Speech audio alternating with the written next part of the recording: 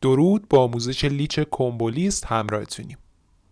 از این نرم افزار میتونید برای کرک اکانت انواع پلتفرم ها استفاده بکنید. VPN های مختلف، گیم های مختلف یا سایتی که و یا تارگتی که خودتون مد نظر دارین. چون این نرم افزار کومبولیست های به شدت با کیفیتی رو میتونه به دست بیاره. اول شما واسه یه لیچ کردن کمبو نیاز به کلیدواژه یا کیورد دارید. کلیدواژه میتونه یه اسم انگلیسی و خارجی باشه که بالاتر از 3 تا کاراکتر، مثلا جیکوب. بیاید از همین کیورد جیکوب استفاده بکنیم.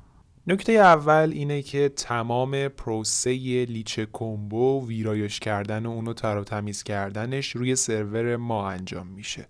این نرم افزار هیچ فشاری روی سیستم شما نمیاره و صرفاً یه دریافت کننده از سروره. دومین نکته که این لیچر رو از تمام لیچرهایی که تو اینترنت هست متمایز میکنه اینه که ما یه لیست ریپلیس در نظر گرفتیم که وقتی شما کمبوی رو لیچ میکنید، این لیست، این خطوط میاد میشینه داخل اون لیست و امکان نداره که این کمبو یا یه دونه از این خطها برای کس دیگه ای نمایش داده بشه، حتی با همین کیورد. حتی اگر شما با همین کیورد یک بار دیگه استارت لیچ بکنید، امکان نداره که دوباره بیاد همون خط رو به شما نشون بده.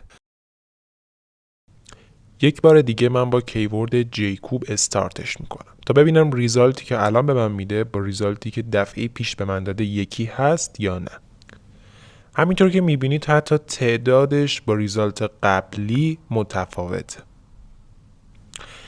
در آخر هم باید بگم حتما بعد از پروسه لیچ سیو ریزالت رو بزنید تا کمبویی که به دست آوردید ذخیره بشه، چون این ایمیل پسورد مجددا برای شما با همین کیورد تکرار نمیشه، پس ارزشمنده و مختص شماست.